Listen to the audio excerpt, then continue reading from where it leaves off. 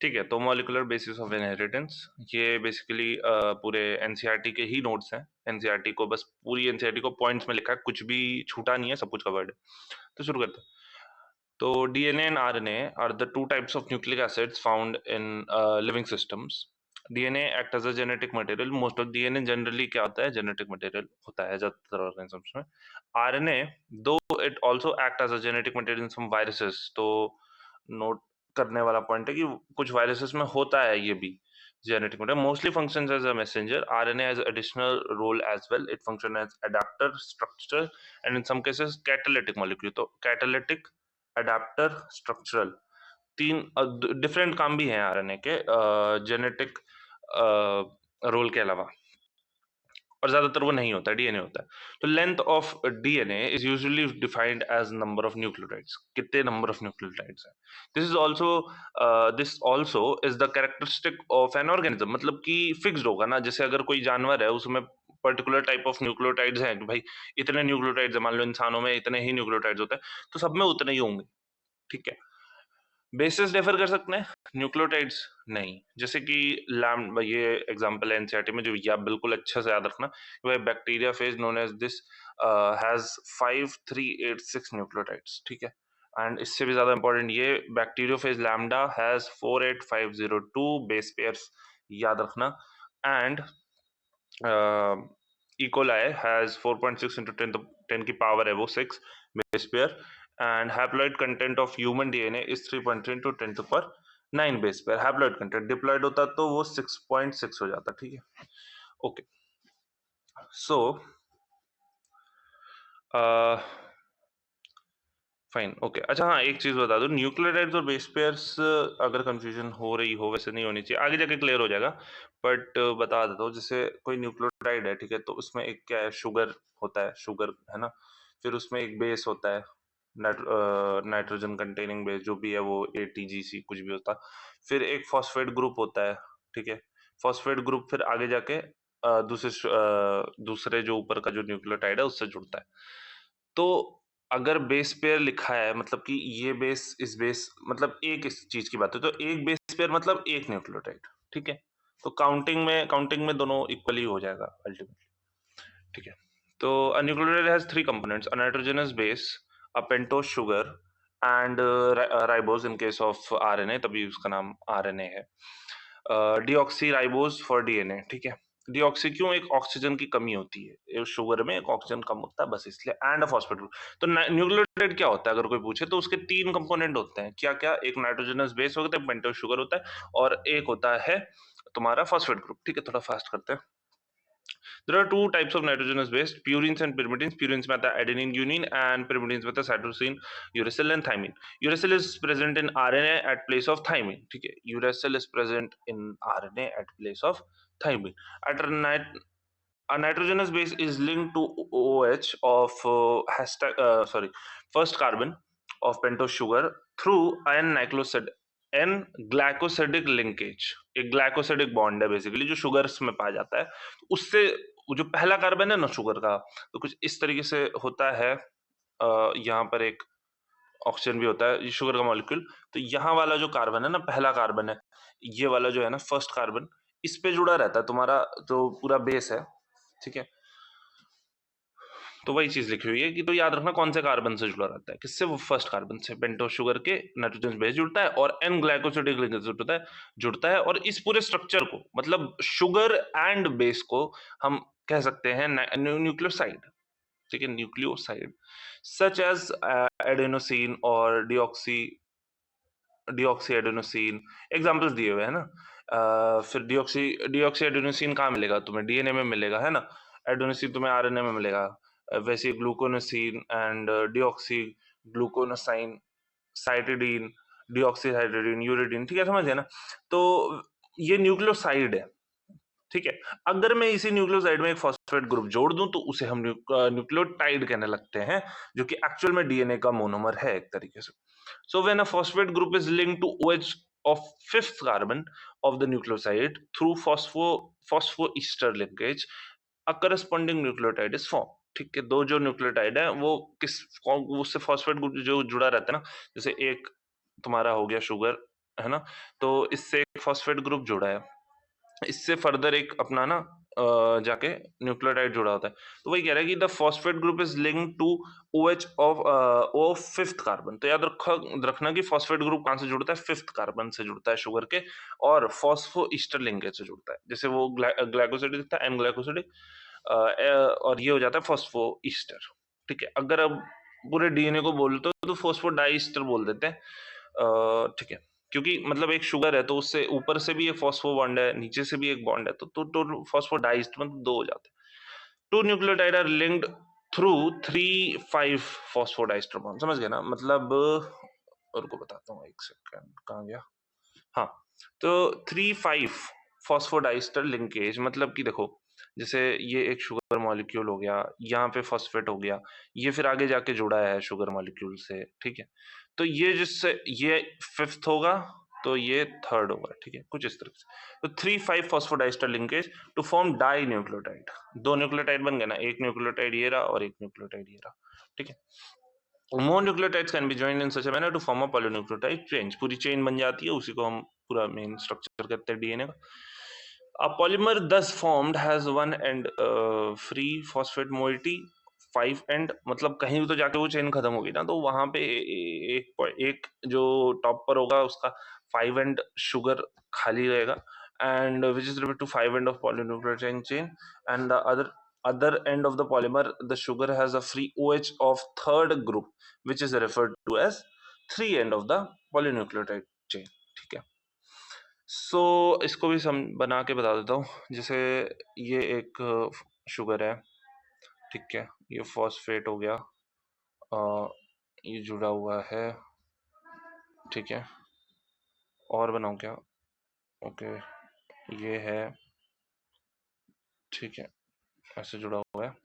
तो यार देखो, इसमें कलर नहीं आते, और ओके हाँ, तो देखो एक यहाँ पे खाली है, ठीक है, और एक यहाँ पे खाली है। ठीक है, तो वही कह रहा है एक 3 एंड हो जाएगा, ठीक है, और एक हो जाएगा 5 एंड।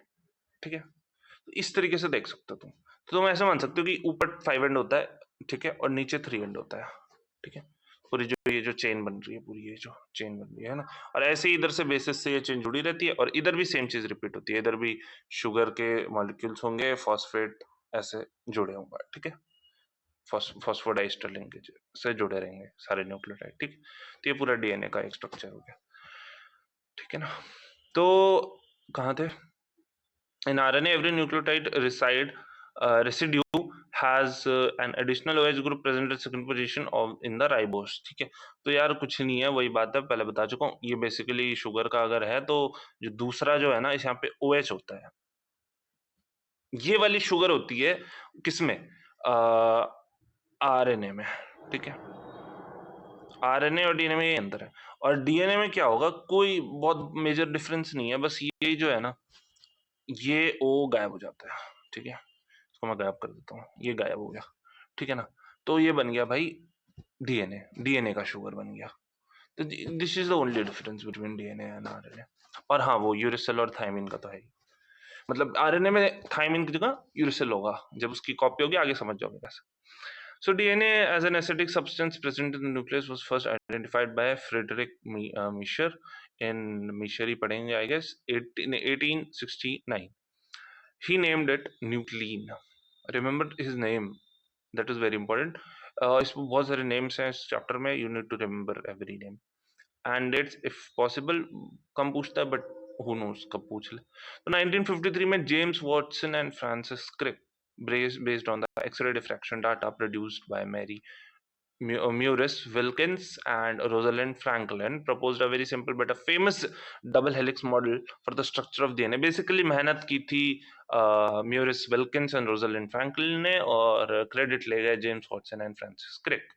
ठीक है, क्योंकि डेटा तो इन्होंने तैयार किया था, इन्होंने बस जाके हाइपोथेसिस दे दी और बाद में वो सही निकल गई। तो भाई अब मॉडल का अल्टीमेटली किसने प्रपोज किया? तो वो तो James Watson and Francis Crick ने किया, भले बिना प्रूफ के किया, पर पहले तो उन्होंने किया ना, तो उनका नाम पहले आता है हमेशा इस डीएनए के जो मॉडल के लिए। ठीक है डबल हेलिक्स मॉडल जिसे कहते हैं, है ना, जो स्ट्रक्चर बताता है डीएनए का। Hallmark of their proposition was base pairing between the two strands of the polynucleotide chain.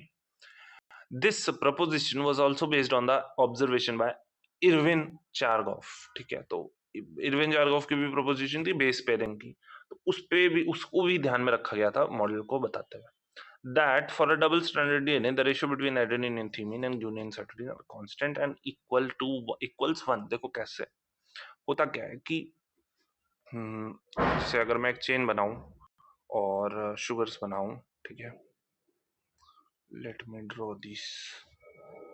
Okay, 3 nucleotide बन गई, 4 बन गई. ठीक है, ठीक है, ओके.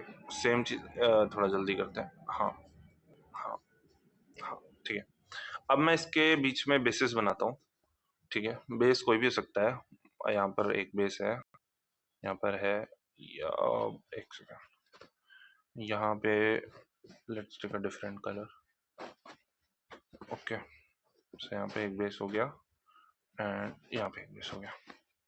ठीक है, तो अगर मैं जैसे तुम्हें बोलूँ कि ब्लू से हमेशा येलो ही जुड़ेगा, तो यहाँ पे येलो ही होंगे, और पर्पल से हमेशा ग्रीन जुड़ेगा. ग्रीन नहीं लेते हैं, ग्रीन क्योंकि ऑलरेडी ले लिया. पर्पल से हमेशा रेड, येलो हो गया, रेड हो गया, ब्लैक ले लेते हैं. ठीक है, पर्पल से हमेशा ब्लैक जुड़ेगा. ठीक है, ठीक है, और ग्रीन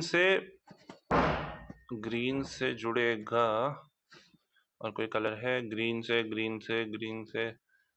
कोई कलर नहीं है. वेट, ग्रीन से जुड़ेगा, अरे कोई भी ले लो यार, चलो मैं वाइट ले लेता हूँ. वाइट तो दिखेगा नहीं, पता नहीं. ग्रीन से जुड़ेगा वाइट, हाँ थोड़ा बहुत दिख रहा है. ठीक है ना, तो अभी देखो ये मतलब बेसिकली कहने का ये है कि फिक्स है कि ब्लू से येलो ही जुड़ेगा. अगर उस चेन में ब्लू है तो दूसरे में येलो है, इधर ब्लू है दूसरे में येलो, अगर इधर पर्पल है तो दूसरे में ब्लैक ही होगा, अगर इधर ग्रीन है तो दूसरे में व्हाइट ही होगा.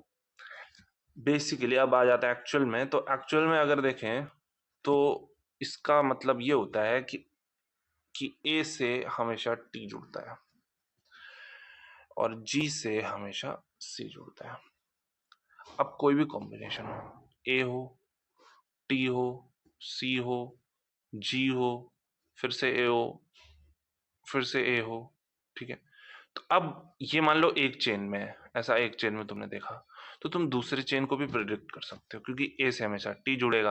अगर इधर ए है तो इधर टी होगा, अगर इधर टी है तो दूसरे चेन में ए होगा, अगर इधर सी है तो दूसरे चेन में जी होगा, अगर जी है तो दूसरे चेन में सी होगा, अगर ए है तो फिर से टी, फिर से टी. तो तुम्हें पता लगेगा T A G C T T, और इधर क्या है, ए टी सी जी ए.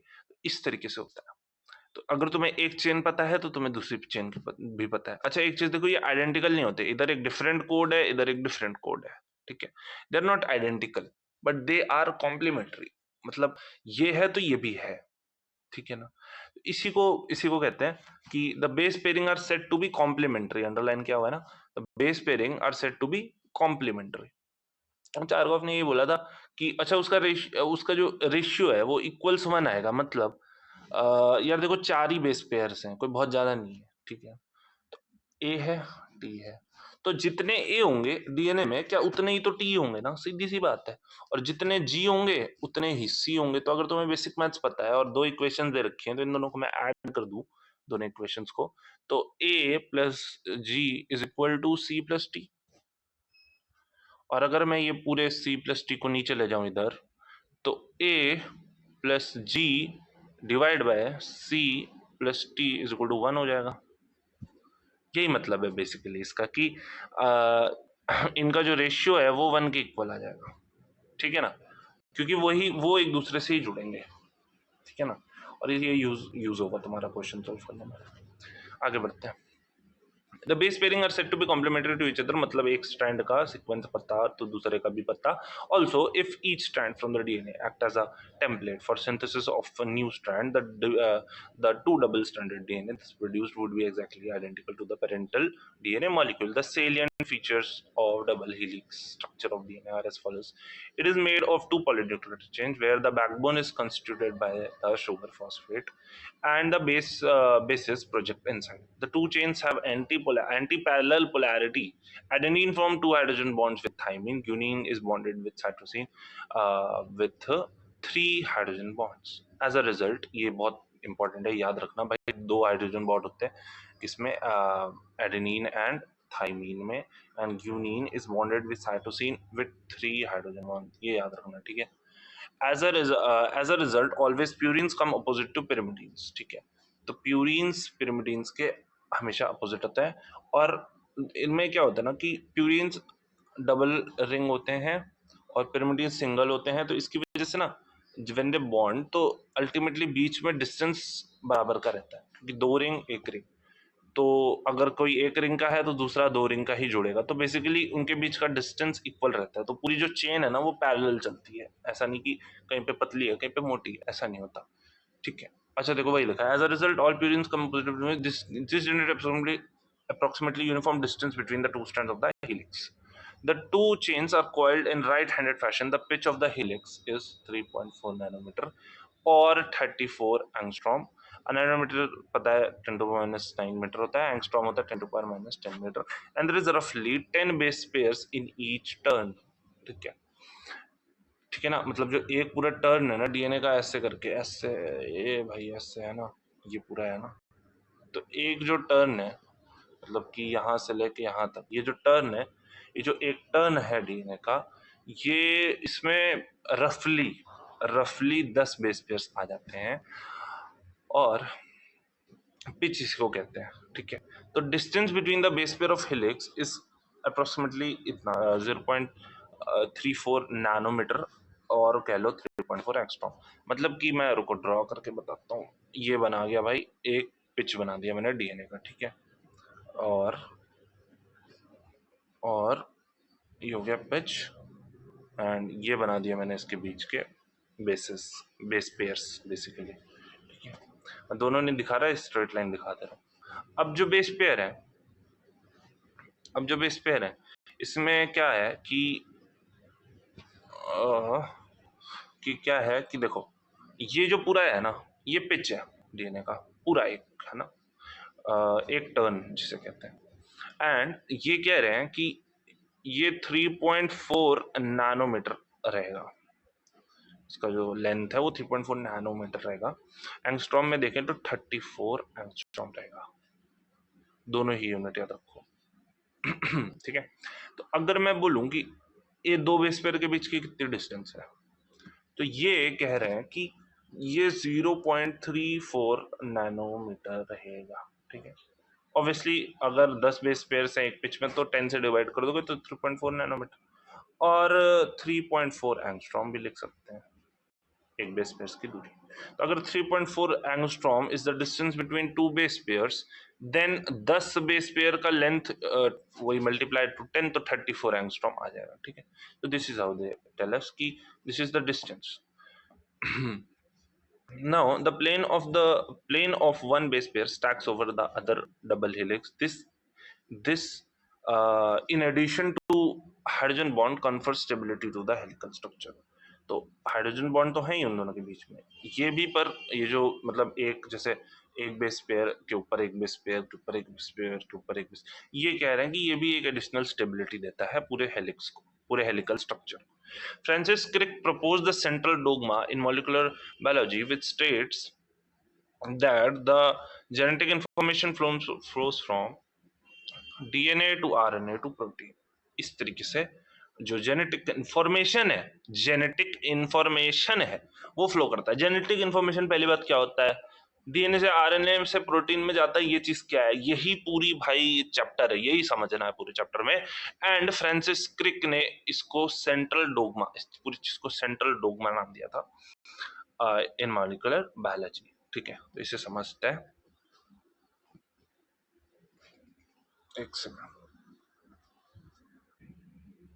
तो ये स्ट्रक्चर हो गया तुम्हारा पूरा, है ना, पॉलीन्यूक्लियोटाइड चेन, ठीक है। बीच में ये ATGC सब है, हाइड्रोजन बॉन्ड्स दिख रहे हैं, देखो AT के बीच में 2 हैं, है ना, AT के बीच में 2 ही हाइड्रोजन बॉन्ड्स हैं, GC में 3 हाइड्रोजन बॉन्ड्स हैं। तो इस तरीके से ये इनसेट का डायग्राम है। सब कुछ है इधर, एनसीईआरटी पूरी कॉपी पेस्ट है, ठीक है। ये भी एक स्ट्रक्चर हो गया, एडेनाइन थाइमाइन, जीसी जुड़ा है, सुगर फॉस्फेट, बैकबोन, इस पूरे को बैकबोन कह देते हैं, ठीक है ना। ये जो पार्ट है, ये जो पूरा है, इसको बैकबोन कह देते हैं, बीच में बेस पेयर लगे हुए हैं, ठीक है। ये है भाई सेंट्रल डोगमा, जो फ्रांसिस क्रिक ने बोला। और ये तुम्हें बताता है कि देखो, ये डीएनए है तुम्हारा। अच्छा, ये आता है कई बार क्वेश्चन, तो याद रखना है, रेप्लिकेशन है, यहाँ ट्रांसक्रिप्शन है, यहाँ पे ट्रांसलेशन है, ठीक है, यही पूछता है। तो रेप्लिकेशन मतलब डीएनए खुद से खुद को बना रहा है। डीएनए जो ये स्ट्रक्चर है, ये ओपन हो जाता है, ठीक है, यहाँ पे बेस पेयर्स लगे रहते हैं, फिर ये खुद को कॉपी करके दो डीएनए बन जाते हैं, एक इधर से एक इधर से, दो डीएनए बन जाते हैं, ठीक है। तो ये जो चीज़ है, इसी को रेप्लिकेशन कहते हैं, जो हम अच्छे से समझेंगे। और ट्रांसक्रिप्शन क्या होता है ये भी समझेंगे, ट्रांसलेशन क्या होता है ये भी समझेंगे, सब आगे की कहानी है और मुझे बतानी है, ठीक है। सो इसी को, पूरी चीज़ को ना सेंट्रल डोगमा कहते हैं, फ्रांसिस क्रिक ने बताया। DNA length comes out to be approximately 2.2 metre, nucleus. अच्छा हाँ, ये बड़ी खास बात है कि यार डीएनए तो भाई कहते हो आप 2.2 मीटर है, न्यूक्लियस अगर 10⁻⁶ मीटर है, इतना छोटा होता है न्यूक्लियस, तो how is that even possible कि इतना बड़ा सा डीएनए उसके अंदर पैक हो जाता है। तो अब वो समझेंगे कैसे पैक होता है। तो लेंथ ऑफ इकोलाई डीएनए है 1.36 मिलीमीटर, की अपने बड़ी हो गई। The DNA being negatively charged is held with some proteins that have positive charges in the region termed as nucleoid. The DNA in nucleoid is organized in large loops held by protein. तो large loops हैं, protein ने उसको basically थामे हुए।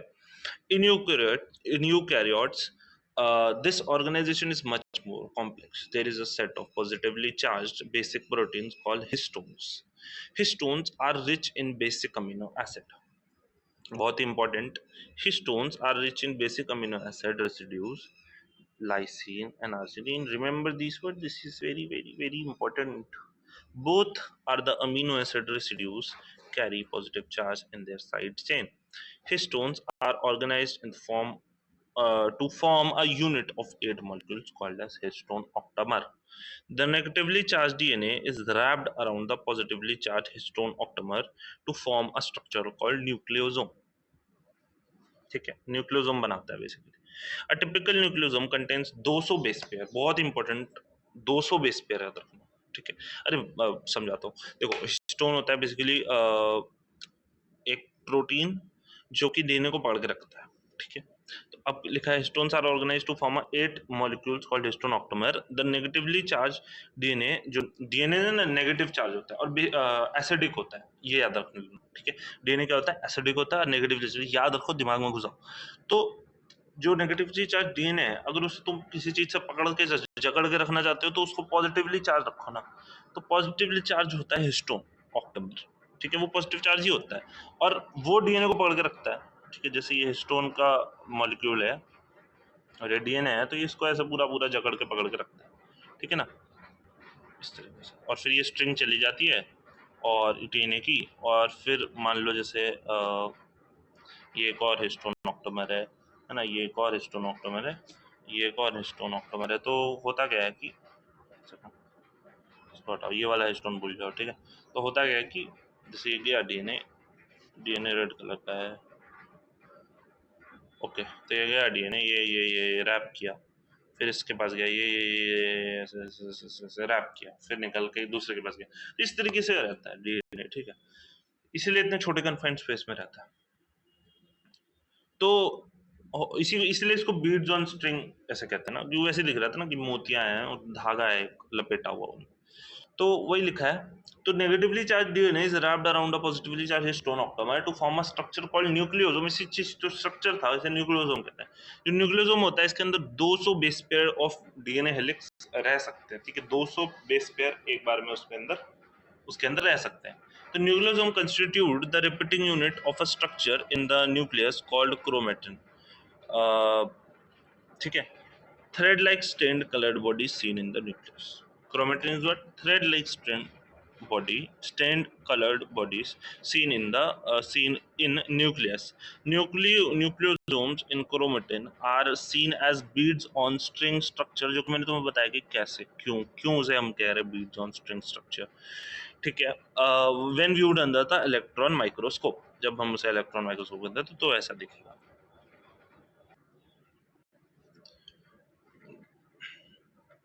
The beads on string structure in chromatin is packed to form a chromatin fibers that are further coiled and condensed at metaphase stage to form a chromosome। ठीक है, इसी को फिर फर्दर कॉयल करोगे, कंडेंस करोगे, तो मेटाफेज स्टेज पे होता है ये काम सेल डिवीजन में। इसमें तुम्हें सेल डिवीजन समझना पड़ेगा। तो वो क्रोमोसोम्स में उसको फिर पैक कर देते, और अच्छे से पैक कर देते हैं बेसिकली, ठीक है। तो packaging of chromatin at higher level requires additional set of protein that collectively are referred to as non histone. साथ में बहुत और प्रोटीन लगेंगे, ठीक है, तो इन्हें नॉन हिस्टोन क्रोमोसोमल प्रोटीन्स कह देते हैं, ठीक है। A typical nucleus, some regions of the chromatin are loosely packed and stained light and are referred to as euchromatin, ठीक है। याद रखना, याद रखना बहुत अच्छे से, बहुत इंपॉर्टेंट है। लूजली पैक्ड, स्टेन्स लाइट, क्या कहते हैं, यूक्रोमेटिन। और जो डेंसली पैक्ड होता है, डार्क स्टेन होता है, इसे कहते हैं हेट्रोक्रोमेटिन। और ये सबसे ज्यादा इंपॉर्टेंट कि यूक्रोमेटिन जो होता है is said to be transcriptionally active chromatin, whereas heterochromatin is inactive. Transcription ये करता है, इसी का डेटा स्टोर यूज होता है, हेट्रोक्रोमेटिन का नहीं होता, वो स्टोरेज है एक तरीके से, जो मतलब वो जो जेनेटिक इंफॉर्मेशन है वो लिस्ट यूज्ड है। And euchromatin is transcriptionally active. तुम्हें ट्रांसक्रिप्शन नहीं पता तो आगे समझ आ जाएगा। Search for genetic material, transforming principle. अब शुरू होगी भाई कि मतलब साइंटिस्ट विल लाइक कि यार ठीक है, कोई जेनेटिक मटेरियल होता है, लेकिन वो होता क्या है? क्या वो प्रोटीन होता है? क्या वो फैट होता है? क्या वो क्या है? क्या what is the basic molecular structure of the genetic material? कुछ तो है, कुछ तो है जो जीन्स में, कुछ जो है जो एक माँ बच्चे बच्चे होते हैं वो सिमिलर होते हैं पेरेंट्स से, कुछ तो है जो ट्रांसफर हो रहा है, पर वो है तो है क्या? तो बोला कि चलो सर्च करते हैं, पता करते हैं। तो पहली जो हमारी एक्सपेरिमेंट लिखा हुआ है वो है ट्रांसफॉर्मिंग प्रिंसिपल इन 1928। फ्रेडरिक ग्रिफिथ, नाम बहुत इंपॉर्टेंट, बहुत ही इंपॉर्टेंट, इस चैप्टर में बहुत नाम है और सारे ही important. A series of experiments with Streptococcus pneumonia, a bacterium responsible for pneumonia, witnessed a miraculous transformation in bacteria. When pneumococcus bacteria are grown in culture plates, some produce smooth shiny colonies while the other produce rough R colonies. This is because S bacteria have mucus polysaccharide coat while R strain does not. So दो strain ले लिए, दो species कह लो, एक तरह species नहीं कहेंगे, but जैसे होता है ना बैक्टीरिया में strain होते हैं, ये अलग डिफरेंट डिफरेंट, एक जैसे डॉग्स में ब्रीड्स होते हैं कुछ ऐसा। तो उन्होंने दो स्ट्रेन लिए, एक आर स्ट्रेन लिया, एक एस स्ट्रेन लिया। जो आर स्ट्रेन को रफ कॉलोनीज बना रहे थे, और एस स्ट्रेन पेट्री डिश में ऐसे रखा होगा, ऐसे डिश होगी उसमें रखा होगा, उसमें वो रफ कॉलोनीज बना रहे थे, और दूसरे जो स्मूथ शाइनिंग कॉलोनीज बना रहे थे। तो उन्होंने पूछा कि ऐसा क्यों है? तो पता चला कि जो शाइनिंग कॉलोनीज बना रहे हैं इनके पास क्या है कि इनके पास एक दे हैव अ म्यूकस, ठीक है, पॉलीसेक्राइड जो कि बना है, म्यूकस कोटिंग है उनके ऊपर पॉलीसेक्राइड की, ठीक है, बेसिकली शुगर। शुगर मतलब पॉलीसेक्राइड मतलब कार्बोहाइड्रेट। वाइल आर स्ट्रेन के पास नहीं था ऐसा, तभी वो रफ लग रहा था। तो माइस इन्फेक्टेड विद ए स्ट्रेन, जिसे हम वायरलेंट भी कह रहे हैं, खतरनाक है वो भाई, मार दे रहा है, उससे निमोनिया हो जा रहा है ना। बोला कि माइस जिसको हमने एस्ट्रेन जिसमें डाला, die from pneumonia infection, but the mice infected with R strain do not develop pneumonia। तो ये क्या हो रहा है? ये क्यों हो रहा है? तो इस पे बेसिकली एक्सपेरिमेंट हुआ। तो एस स्ट्रेन जो मतलब नहीं, इस पे एक्सपेरिमेंट नहीं हुआ, समझोगे तो देखो, अभी समझो ना, प्लॉट बन रहा है अभी। तो एस स्ट्रेन जो था वो जब माइस में डाला तो माइस मर गया। आर स्ट्रेन जो था वो माइस में डाला तो माइस जी गया, नहीं मरा। जी गया मतलब नहीं मरा बेसिकली। तो Griffith was able to kill the bacteria by hitting। अब ग्रिफिथ के देखो दिमाग खुरापाती, क्या किया उसने? उसने एस स्ट्रेन को जला दिया, बैक्टीरिया को ही सीधा आग में फेंक दिया। एंड क्या देखा कि जो हीट किल एस बैक्टीरिया थे उसको फिर माइस में डाला, तो माइस नहीं मरा। बेसिकली अगर बैक्टीरिया मर गया तो वो इन्फेक्शन नहीं कर पा रहे, तो when he injected the mixture of heat kill, अब देखो उसने क्या किया, अब उसने क्या किया कि उसने बोला यार चलो एस मार देते लेकिन आर को नहीं मारेंगे और हम दोनों को बैक्टीरिया में इंजेक्ट कर देते हैं। तब उसने देखा कि चूहा मरा, तो मोर ओवर ही और जब चूहे का उसने किया, जो खोल खोल के देखा और उसका टिश्यू विश्यू देखा, तो उसको दिखा कि एस बैक्टीरिया दिखा उसके अंदर, जो कि मिराकलस था, जादुई, है ना। एस स्ट्रेन आ गया, पता नहीं कैसे। हमने तो आर डाला था जिंदा और हमने एस डेड डाला था, पता नहीं किसे आर एस में बदल गया, क्या हुआ।